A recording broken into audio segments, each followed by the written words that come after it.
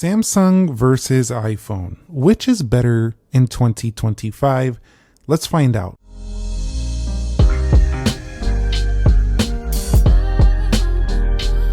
So what is up, guys? Nick here, helping you to master your technology. And in this episode, I want to cover in multiple areas which phone is better for the year of 2025. Now, to represent the Samsung is going to be the S25 Ultra, and representing Apple is going to be the iPhone over here. Based on owner of both of these, purchased full price. I bought both of these myself. I have been using these brands for over the years, and I feel like I know quite a bit about both. Let's begin with the first one, and that is the design and the build quality. Now, when it comes to the materials used, they're both playing at basically the same game here, especially in the flagship tier. However, I do think if you want like more options, you'll want to go with Samsung because they have lower tier options that feel premium, like their A series, their FE series. Whereas Apple's low-end tier is going to be the iPhone 16e. There's another area when it comes to the design and build, and that next one is going to be the ergonomic factor. Now, from an ergonomic standpoint, when we're comparing these two directly, of course, the iPhone 16 Pro Max, Apple tends to feel a bit better. I would say in terms of the corners, but Samsung also has the S25 Plus. This one also feels better than before with the flat edges, lighter build. So they kind of trade here because this is lighter than the 16 Pro Max, but this feels better to hold in the hand. Samsung also has other options in the lineup that do feel very similar to this. But one thing Apple does very well is the edges are pretty smooth here at the frame. By the frame, they're very smooth, especially on the Pro Max, and even the regular 16 models, not the 16e, but the regular 16 models. So I do think that in 2025, if you want more options to find, Samsung does it better. I do feel like Apple's mainline phones like the 16 tend to feel, and even the 15 tend to feel nicer to hold ergonomically in the hand. So really it's down to that, you know, and also I do feel like Samsung is one of the more unique looking shapes here. It is more rectangular. This one, not as much as the S24 Ultra, but if you went with something like that or S23 Ultra, those phones were even more unique looking. So that they had that going for them. In terms of the designs as well, you tend to see more of this vertical camera stack here for Samsung phones versus Apple's triple camera array that looks that way like it's been for the past several years. Personally, I think aesthetically the Samsung looks better here just because it's more vertically arranged. Now the iPhone 16 Plus and 16 are now vertical as well, although they only have like two cameras like that. But at the same time, aesthetically I feel like that looks better personally, but that's just a personal opinion. Some people might prefer that, but to me this just doesn't look very appealing. But it definitely has its own iPhone look, but I still want to see a new camera setup for Apple going forward. Now, another area of the design that is going to be pretty much on most Samsung phones is this punch hole right here. So you're going to get this punch hole display. And the S25 Ultra represents their thinnest bezels, as well as the S25 Plus. But you usually get a smaller punch hole on these Samsung phones here, especially the higher end ones, whereas their lower range will give you a bigger punch hole, but still they don't use what Apple uses, which is a dynamic island. Now the dynamic island is pretty useful. They found a way to integrate Face ID camera while also giving you slightly more display. It does stick out though like a sore thumb up there. It really does, unfortunately. And even after all these years, I'd still prefer the Max for having a dynamic island or a Plus phone because the size is big enough to not really pay attention to it. But the dynamic island at least has some functionality that is pretty useful. So I do think that if you're looking for pretty useful use of this type of thing, you will like this phone. But at the same time, aesthetically, I do feel like the Samsung looks a little bit better. That's just my personal opinion on this in 2025. Let me know your thoughts on that. Do you prefer the punch hole or the dynamic island? On the whole, both of these phones, they're really high end, and I think they're quite nice, but they kind of got comfortable. They haven't really been pushing the boundaries here in 2025. You would have to look elsewhere if you want to get some phones that are actually pushing the edge of innovation in terms of design.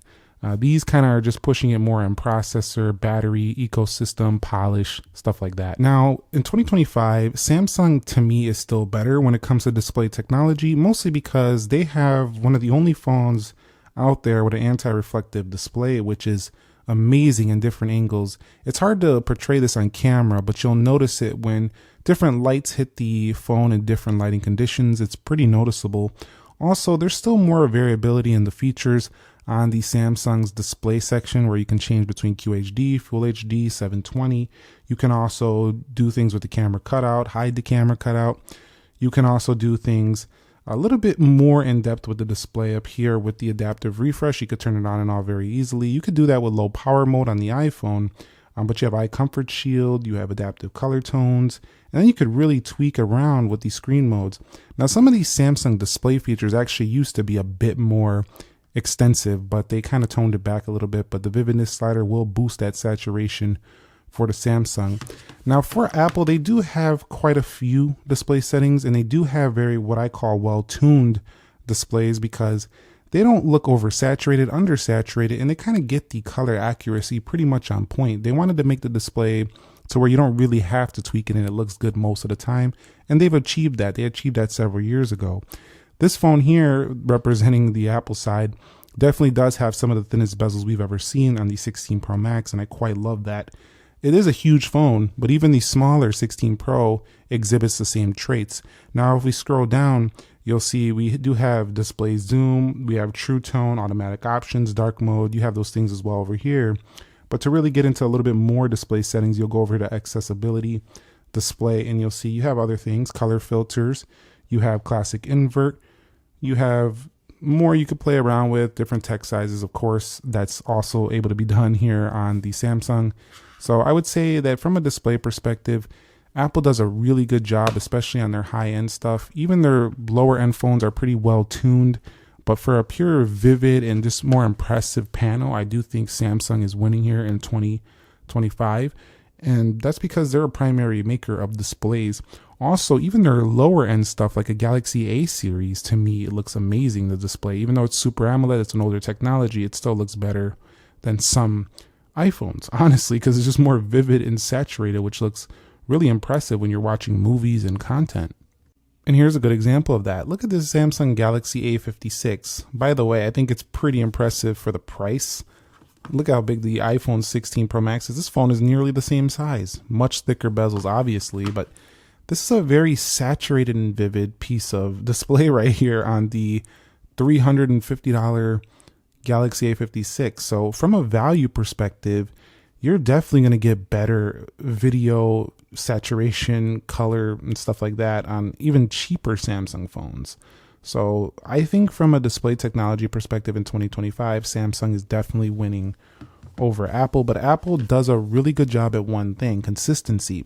All of their displays across the board are pretty bright, they're all pretty accurate, and they're all very well tuned. So it doesn't matter which iPhone you buy, you get a good display. But it doesn't matter which one you also buy, you're never going to get the highest pixels per inch.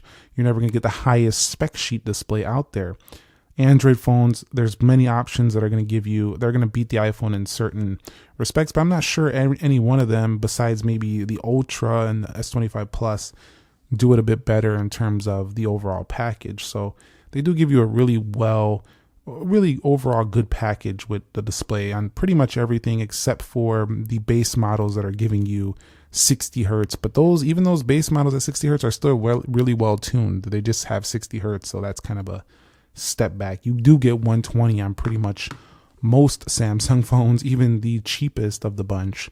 So that's definitely a setback for the iPhone unless you go Pro or Pro Max. Now in 2025, when we're talking about performance, the 8 Elite chip has just taken Samsung to the next level, especially with their updated One UI 7, having great animation performance, really snappy speed.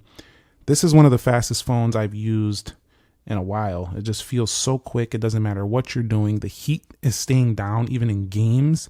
So I just absolutely love using this phone. It also has a great multitasking features where you can do pop view, split screen, all that. In addition, S Pen is included on this particular device, but this is representing some of the best performance out there on the 8 Elite chips over here. You don't get the best on some of those lower end phones with Exynos chips like you'll find on A56 line, but anything with Snapdragon usually on the Samsung is very, very fast. And it's good. We also get more RAM on the Samsung phones, 12 gigs.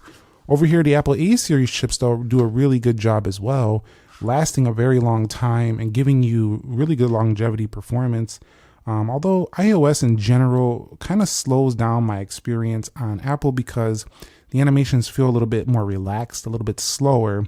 But overall, I would say that it really comes down to the apps in 2025. If there's certain, you should probably look up your most favorite apps that you use before making a decision and find out which platform does it better, because certain apps are actually faster on the Samsung and certain apps are more polished and faster for the iPhone. So it really kind of depends on that when we're talking about that. Now, when it comes to AI performance, the Samsung is really the king right here. I think they do have more AI features. You can actually trigger Gemini now via the power button.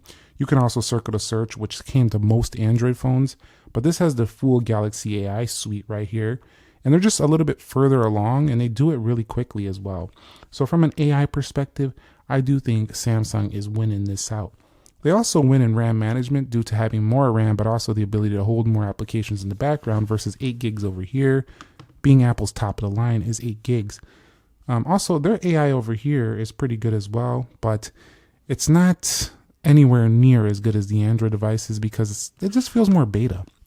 So if we hold this down, we do have integration with ChatGPT and visual intelligence, but it just, the way they integrate it in here, it just feels, it doesn't jive to me as well as like the circle to search. Like we don't have that here. You can double tap for the smarter version of Siri these days, but still, it still feels kind of beta. So I would say that right now AI is going to go to the Samsung in 2025.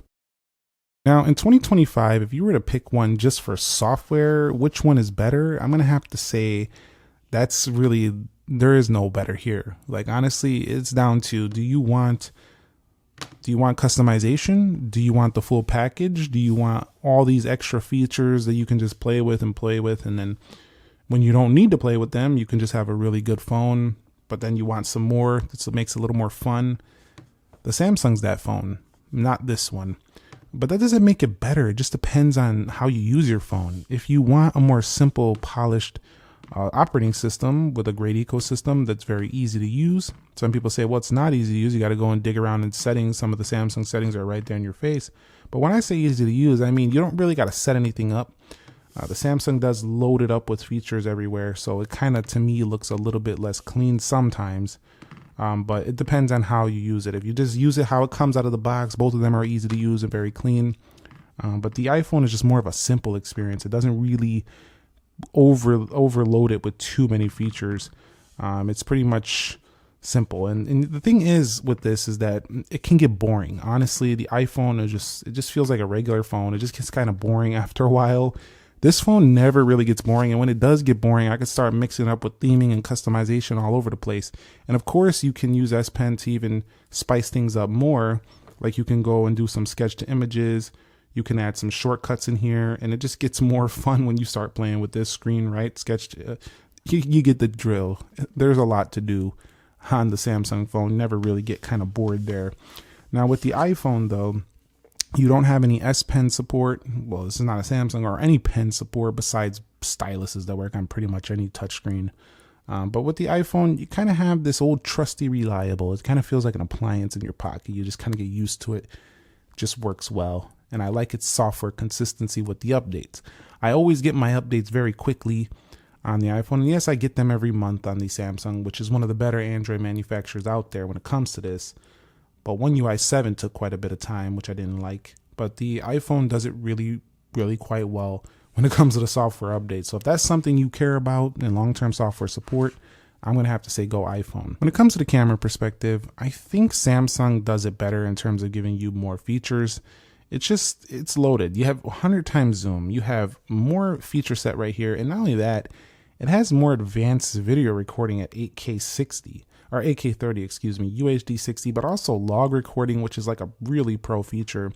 In addition to that, you can go into your gallery and actually edit this log. It's not like this log is unusable till you have to have a laptop. No, you can put this thing in the gallery and then go ahead and edit that video. So this is an exciting phone to use in camera. I'm not going to kid with you anyway. This is really good. Also, the photo on the front is pretty good. It has really soft results, so they don't really like make your skin look horrible like certain HDR images do on the iPhone. So for me, I really think that the Galaxy is the better overall camera setup here in 2025, especially when we're talking about that one.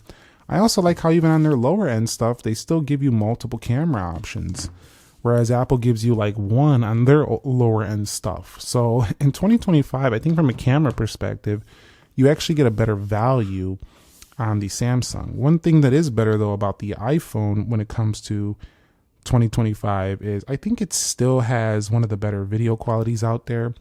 It has great social media sharing with their camera results. Like it just looks really good when you post on social. So I do still think it has a really strong area in the market for a lot of buyers.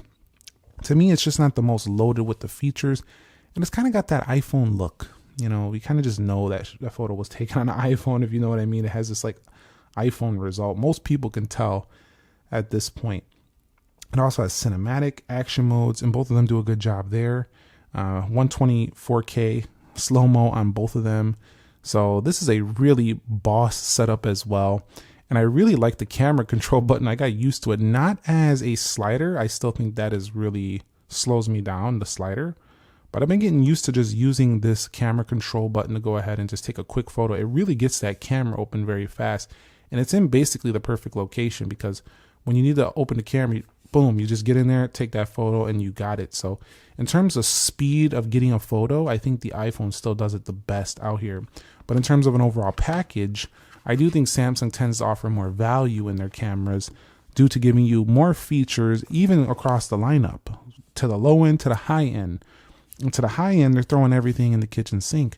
Some of these Chinese makers, though, with 1-inch type sensors are definitely outshining both of these when it comes to certain results. So they both need to step up their game a little bit, but they're doing really fantastic for the consumer here. Both of you, whoever chooses either one of these, you guys are winning for sure. When it comes to battery life and charging in 2025, I do feel like Samsung does have a better phone here as well. I'm sorry, but it's just true. For me, I find that, and I'm talking about Samsung as a whole, not just these phones that are the examples here, they usually give you bigger batteries across the lineup in the comparison. So look at every single Samsung that compares to every iPhone. Usually the battery is bigger. I understand Android, the way it's operating, it tends to drain more. But these lower A series, and I'm gonna keep bringing this up because these are good values. These lower A series, these FE phones, they get tremendous battery, similar to what the FE tablets from Samsung do as well. The iPhone does really good as well here, especially on the Pro and Pro Max. These phones have really stepped it up in the battery game.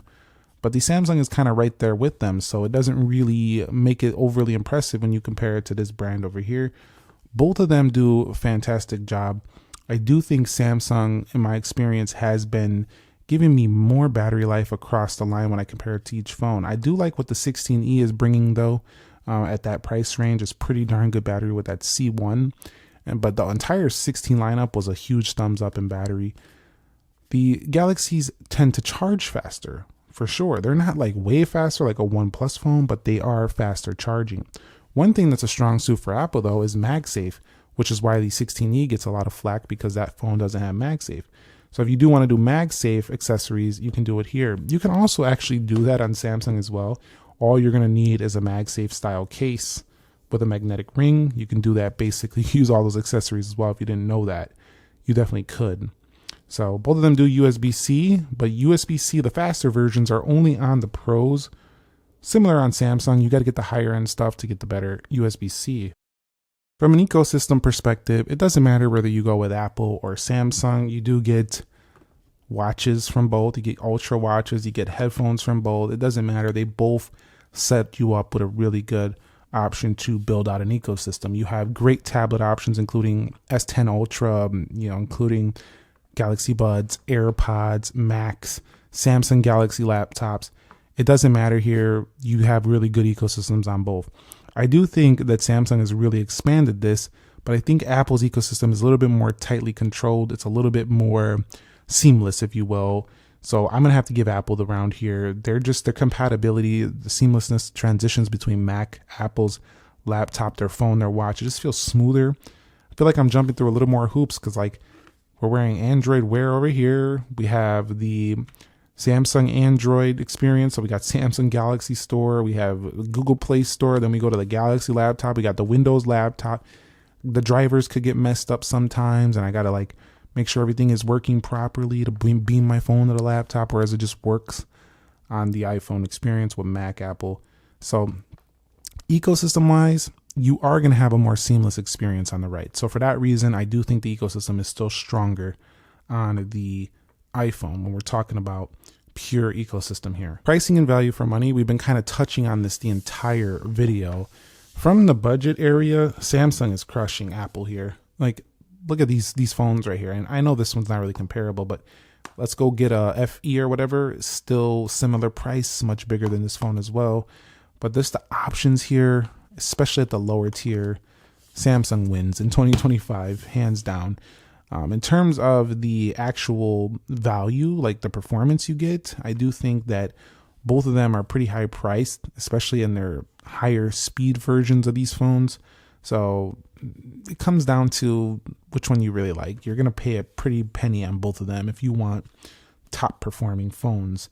But I got to say, though, that the flagship ones, they're kind of neck and neck. But those budget models, Samsung is winning across the board. They've been doing that for a long time, having a lot of different options for sure. And when it comes to trade-in programs, both of them do it well. Apple does it well, as in going in the store, you can easily just get a gift card and be out of there with a cheaper phone. With Samsung Instant Trade-in online, you could actually get the instant discount. You don't even have to wait. Sometimes they don't approve it if you don't follow the directions, so make sure you're following the directions, but most of the time it goes through. If as long as you follow directions, you get a massive discount on some of these Samsungs. For example, this phone I only paid like $700, even though the S25 Ultra goes for more like $1,400. So I traded in the one of the older S phones I had, and it definitely was a lot cheaper that way. So that's pretty cool. Apple does have a little bit more polished, I would say, subscription services, but there's definitely some Samsung services as well. But they're more, a lot of people are not really a fan of like signing up for a bunch of subscription services. So both of those are not the areas I would be buying these for at this current time. I definitely just think a lot of people just want the phone as a phone. Now, when it comes to innovation and future proofing, well, let's talk about innovation first. There's no denying who's ahead here. Samsung's ahead. They're the only ones with foldable phones. Between these two, there's a bunch of foldable phones out there. But right now, while this is this is Z Fold 6, it kind of looks older compared to all the foldables that are launching these days. They're the ones doing the flipping and folding phones. So Apple's definitely behind in innovation for sure. They win. Samsung wins in that area. For future proofing, I think Apple is winning because they get really good software updates, major OS upgrades really quickly. Now, both of them are promising. Well, they don't promise. Apple's not promising. Samsung is promising long software support, which we do get. But Apple tends to bring the major OS upgrades to everyone at the same time. So I kind of like the future proofing experience on here. Also, resale value is higher for the iPhone. So it's going to get you more money back at the end of the day, unless you trade specifically back to Samsung. Then they give you a good deal on your older flagship. So my final verdict here, which one is better in 2025 for you? All right, well, if you're a power user, it's Samsung. You have all the ecosystem options you need. You have Samsung DeX. You have S Pen if you go with an Ultra here. If you go with S25 Plus, you get most of the same features. You have the full array of camera setup, also pro features, video editing built right into the gallery over here. AI on board. This thing is the total package, guys. The top of the line. It doesn't get no better in terms of like having everything in the phone. For a main phone, slab style, big battery, this is the bottom line. This is the best. So I really do think there's a reason why this has been selling pretty well. Everyone knows why, because it's really, really good. I think for more casual users, the iPhone is definitely the better option. It has an easier system, I would say. That's just based on my experience. In terms of just using it, just camera control button, just press the button, take a photo, right? Grid of icons. You can customize them. Don't get it wrong. You can go to town with the customization, moving things around. You can get a little bit more complex with the iPhone, but it's just a grid of icons and an app library. There's not much to think of. You swipe down from the right and there's your controls. You're out of here. You press the phone dial, you make a call. On the Samsung, also pretty similar. You pull these things down, but it's like a double swipe to get over here. Then if you want to like hold down, you get a little bit more feature set up. You get a little more extensive here. So this is definitely my more power user option. I also think that if you're a casual user who also wants a high-end phone that looks more luxurious, you might prefer like this gold iPhone, for example. Longevity, updates, and resale value though, I do think iPhone's the better choice. It tends to resell better. It tends to get updates more consistently. So definitely it's better there. My personal recommendation based on my use though, I would say that if you want a phone that really is fun to use and you want to use all the features and you're into tech, get the Samsung. Also for business use, I think the Samsung is pretty good as well. It has the S Pen, a lot of multitasking features. Also it does have a lot of good file system management and things of that sort. So I do prefer this one. But if for personal use, I do think the iPhone still wins for iMessage, FaceTime, and things of that sort. So that's how I feel about these in 2025. It's so tough to make these in-depth comparisons because there's so many details and they're so close. They trade so many blows. This is like really tight comparison every time we do this. This is like two top teams or two top fighters going head to head. I mean, it's great that we have these options. Let me know your thoughts in 2025. Are you picking Samsung as a whole for the Galaxy experience or Apple as a whole for the iPhone experience here in 2025? Let me know down below in the comments. Let's talk about it. If you found the video helpful, entertaining, informing, enjoyable, click the like button for me. Subscribe if you haven't already. I will catch you all in the next episode. Nick here. Be sure to be well and peace.